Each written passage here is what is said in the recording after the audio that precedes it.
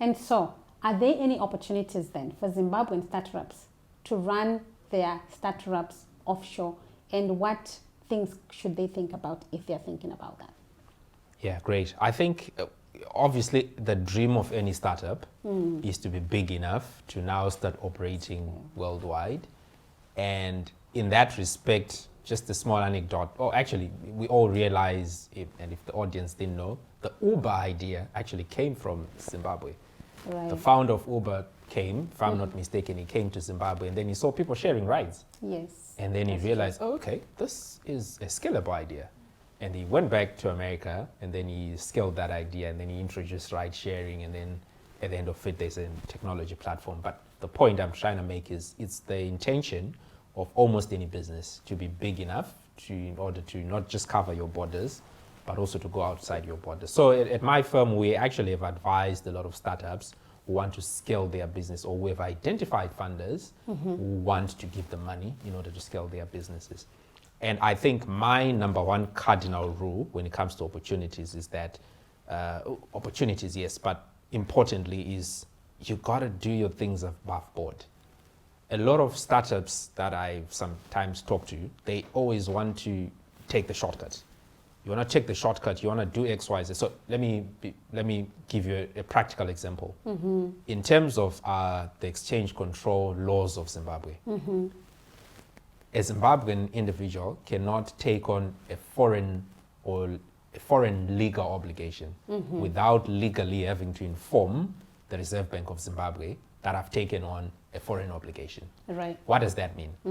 If someone is going to give you a loan from offshore and it's going to come into your coffers in Zimbabwe, you're obliged to tell the RBZ, because what's going to happen is whoever has put in the money would like a return. Absolutely. And for you to remit that return, whether it's dividends, whether it's any other payments that you can think of, you need exchange control approval to do that. Absolutely. So I find a lot of startups sometimes don't get a lot of funding from international funders without actually being aware of the fact that they need to declare those loan agreements or anything that they've signed to the Reserve Bank. It's only at the stage then that they need, the funders are now saying, well, okay, send our money back, or we need to get our money back, that they realize, oh my God, we need to do that. And when you come to the Reserve Bank just says to you, well, you should have done it in the first place. Yeah, And but can we just hold on a minute there? Yeah. Let's dissect this, Yeah, right? We are both from Zimbabwe. Yes. And we understand the multi-currency situation. Yes. If, for example, a funder, an investor is giving me funds, Yes. they need to remit them in US dollars. In US dollars. Now, yes. currently, there has been challenges which are well known of people sending money to Zimbabwe in US dollars, but for some reason or the other, it may be difficult to get the money, and maybe you might have to convert that money into local currency, and when you do convert to local currency, the money loses value. Yes. So with all these, again, challenges and currency situations changing very quickly, Yeah. of course, I believe the government is doing a lot of work introducing new instruments after instruments after instruments. Yeah. Again, it comes back to legal advice. Yes. But because we are not informed, or entrepreneurs are not informed, they may find it easier to just get the money sent to them via World Remit. Yes. So can you talk to us, entrepreneurs, about that piece? Yeah, you know what? It's a difficult one because World Remit and Western Union are popular, money sending platforms, and you get your money in cash. You do what you need to do, and then eventually you want to remit funds out. Correct. Which is exactly where the problem then comes. When you want to take money out of Zim, whether it's cash, whether it's anything, you always have a limit.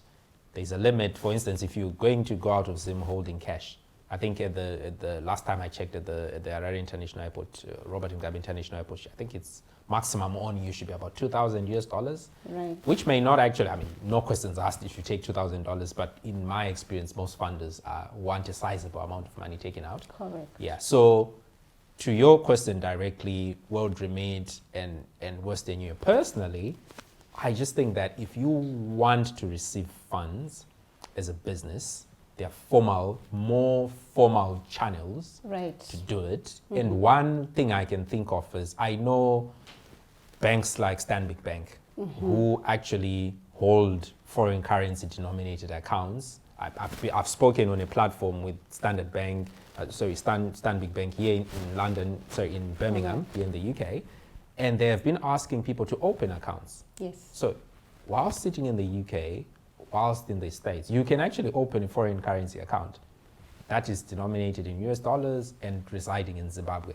And that is a business account when you are being account, intentional what you want to do with your business. What you want to do with your business. So you can send money to them, and at the time that you want to remit funds, they are, so in terms of the law, banks, I'm not sure whether all banks, but most banks are recognized as authorized dealers. Absolutely. So they can actually convert funds from US dollars into local currency and vice versa. And more importantly, they can actually also approach the Reserve Bank on your behalf to get permission for you to remit funds.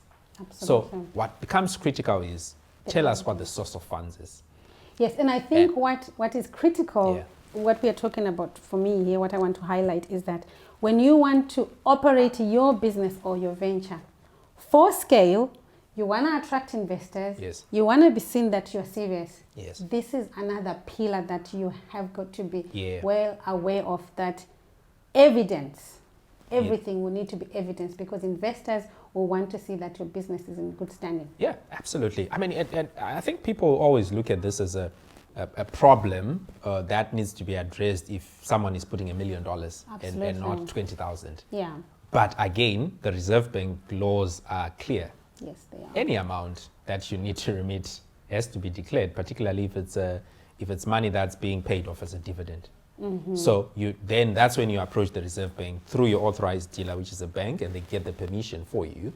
But that's so easy, because if you get that permission even before the money comes in, I mean, for me as an investor, if I'm going to put in money and I need you as the investee to get that exchange control approval for me to put funds so that I can get them when I'm out, then absolutely, that's actually the way to go. Why not? Yeah. I've worked on deals where an investor puts in $100 million. Absolutely. Trust me, that box has to be checked before they can even go further. Mm-hmm. You need to get the exchange control approval to be able to do that. So my message to startups is, a lot of them want to open, they are told we could take this startup and open a company in Delaware, in other areas.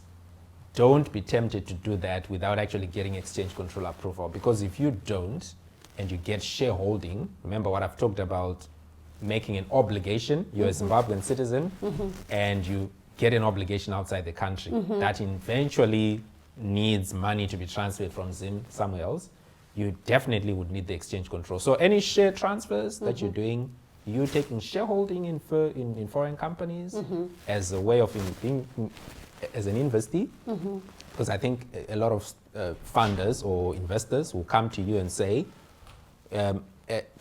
we'll invest money in you, but you will take shareholding in a vehicle that would have created offshore. Yes. So as a startup, you shouldn't be tempted to do that without exchange control approval, because if you do, eventually when you want to come and get the exchange control approval, they'll deny you because you've broken the law. So I think those are things, exactly comes back to my main point.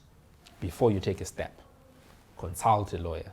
And the word here, let's live with the word consult. You don't need an opinion. You don't need him to write an opinion. You do not need a Bible.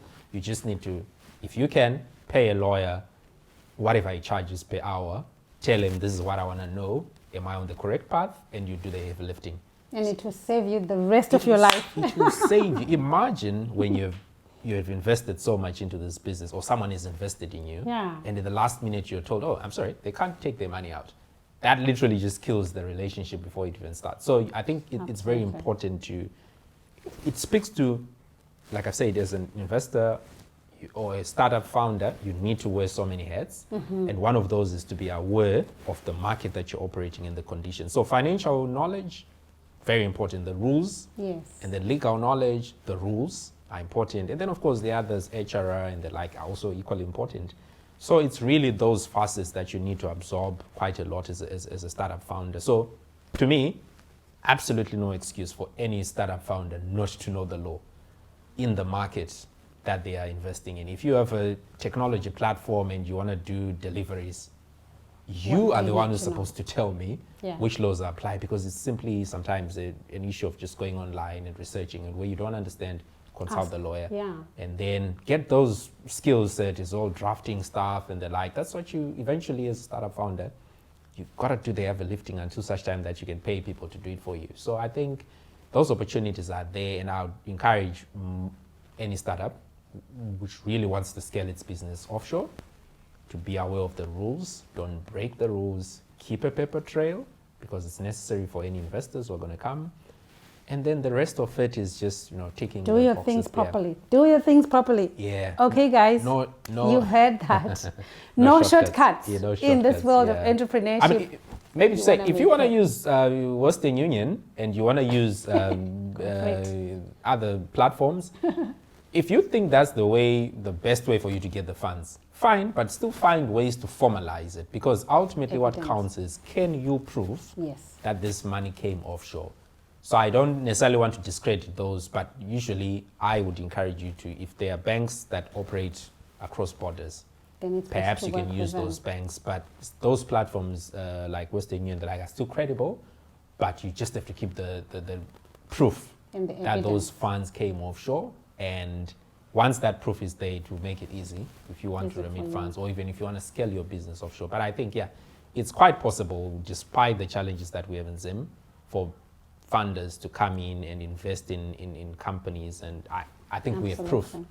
of so many startups which are doing quite well, We have. which we have. actually have had a lot of funds put in them. And I think once we make sure that we're organized in the startup space, that would then There'll be attract more more. international investors. Yeah, so no shortcuts, No just do shortcuts, the guys. proper thing. Right, I know that you have a passion for teaching, and you did this as soon as you finished school, now Yeah. many years later. Yeah. How have you continued to nurture this passion? Yeah, I think it's, I'm sure from the conversation we've had, the long-winded conversation we've had, you can easily tell that I like to talk quite a lot. And I think when I finished, so my teaching journey is when I finished my A-levels, Yeah. it wasn't a gap year as such, but I took some time. As soon as I finished my A-levels, I went to teach Form 4 history Right. at a school for 2 terms prior to then going to university. Then I went to university. Soon after university, I started teaching the ACCA program. So Right. some call it ACA, but ACCA program,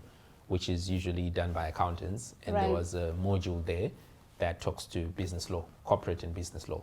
So I taught that for about 3 years with one of the only accredited institution in Zimbabwe that trains chartered accountants. That's how I met my wife. So teaching has given me something. Some benefits. Some benefits in turn. But I think importantly that the need for me, it's really that need to always share. Even when I was a tutor, a teacher, I used to just go beyond yeah. what what's called of me, because I just think, don't even sidetrack me into startups on education. No. I was gonna talk. I wanted you to bring forward, because remember our conversation started when we were talking about the startup, the law basket in Zimbabwe. Because these Yes. guys, I attended a pitch event in them as a mentor, and they were one of the people who done their pitch, and I Yeah. really thought they were going to do very well. And I know Yeah. you have supported them. So talk. Yeah, talk to true. us Yeah, about so how I called on to, I got called on to Law Basket was that I think the word was around that I really like offering my services, teaching startups on, doing generally business law, corporate Yeah. law, things you need to be aware of. Exactly what we're trying to do with this startup pick that I'm talking about, just to give you an idea of what a business is, what are the business structures you can use. Yeah. Because sometimes you don't even know what business structure I should use. Some of us end up setting up LLPs, blah, blah, blah, without realizing that if you want to shut down that business, it's going You to cost you a can't. lot of money. Because it's going to cost you a lot of money to even shelve it. Yeah. And if you don't shelve it, then you're going to pay tax on it as you go along. So those are Yeah. things that I would love startups to be aware that when you're starting, how do you structure your business? Who do you need in your business? How do you do contracts? What are the things you're looking for amongst yourself as founders? What type of agreements you have? If you're going to approach an investor, you need a non-disclosure agreement. Absolutely. What is it? How do you skill yourself in knowing these things? What do those terms mean? How do you negotiate with investors? If you're going to do it without a lawyer present, how do you negotiate with potential investors? Are you aware of the terminology? How do you pitch? for instance, to investors? How are you pitching to investors? So all those things, I think those are the things that Low Basket asked me to come talk to. And it was a discussion with, I think, top 10 startups that had actually been identified by the UNDP, if I'm not mistaken. UNDP, yes. Yeah, I think it was the UNDP who had run a competition in the country. Yes. And originally, I think there were 30 startups. So these were like the last 10. And so I was asked to come and talk to them about, scaling their businesses, how to structure their businesses before they even move forward, protecting their businesses and their ideas and the like. So I think it's something that really I've always been passionate about. I'm just extending it to startups, but I think the bug to just teach people the concepts of law. Personally, I just believe the law should be simple. People should just be able to click a button and understand the law. And access it. And so that's what has led you to creating the starter pack, and hopefully that's going to help you reach more audience, I guess. Yeah, because I mean, the nature of the jobs that we have in the future are really going to be so different and radically different from what we've been used in the past. I don't think it's the future. I think it's now. It's now, yeah, exactly. Yeah, it is now, I think so. Yeah. Because, I mean, my 10-year-old wants to be an influencer. when she needs an grows influencer up. contract. She needs an influencer contract. And I was teasing and I was asking her, what is an influencer? Yeah. Do you know actually, in effect, most influencers are paid to advertise for something. Yeah. Do you know your advertising laws? What do they say? I mean, the other time I was listening to, I think yesterday, when I saw an advert for Ronaldo saying, join me on Coinbase. I think, no, Binance. Join me on Binance. Binance is a crypto platform, digital platform. He's advertising? Well, he's advertising, but guess what? Just last week, FTX collapsed. Yes. Billions of dollars got lost. Yeah. So you, the influencer, are you actually aware? Yeah.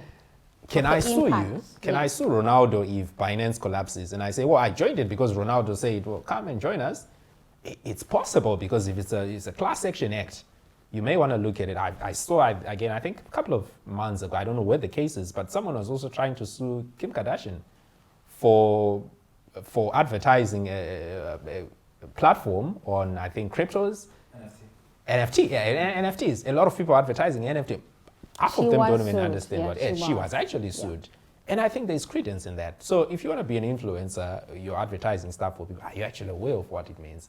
You must consult. So we will need the Low Basket available to everyone. Everyone, yeah. So we need all of us. So I think we need that. But again, like I was just digressing from the issue of education, I think the way that people are now being taught is going to be different from the way that we were taught. Yeah. And I feel that the law should be accessible. And one way of doing it is just to have those apps, for instance, that just teach people the basics. Some of them are so you can easily set them up. Absolutely. That they can easily be accessible. But I think, eventually, for me, ultimately, one of my hobbies is actually creating e-courses. Yes. So I'm trying to create small, bite-sized 1 hour, 2 hour courses around, the law, basically, type of companies, how do you set up companies, what does this mean? You do a course, you may have to pay $10 for it or not. They will have but I think ultimately you find that, and this is exactly why Law Basket was such an issue, because you could access lawyers and lawyers could access clients on that platform without all the hoops that usually go with it, making an appointment with Mr. So-and-so to come to see him to his office and paying £800 to talk to him. Yeah. But now we've created a market where you could just meet lawyers and lawyers could meet clients. And so an Upwork for lawyers, really. Absolutely. So I think, and you're going to see a lot of them cropping up and a lot of things happening. So I think it's just to keep your eyes on the ground, see what's happening. But for me, as someone who's passionate about teaching people, it means I also rise and scan. I like looking at what's happening in the market, what's happening, be knowledgeable of what's happening around you, and then hopefully you can take it from there. And then even the way that, masters and MBAs and the like, I think the days of 5-year master's degrees or those long educational degrees are probably going to be off. Absolutely. Because even the big education institutions are also now realizing online courses are really important, and online maybe a year and for lesser amount, but you also reach a wider audience. All of us would like to go to Harvard, and if Harvard did a cheap course on one of their platforms online, I would jump at it. So that's sort of like scaling your business. So, so thank you so much. We are calling out to Harvard to have cheap courses available in law. They do, yeah. But thank you so much, Yeah. Ronald, for your Yeah. time. I really appreciate you. Thank And you. oh my gosh, you are such a gem of knowledge in the law space. Well, thank you So very we much. really Yeah. appreciate that. Yeah.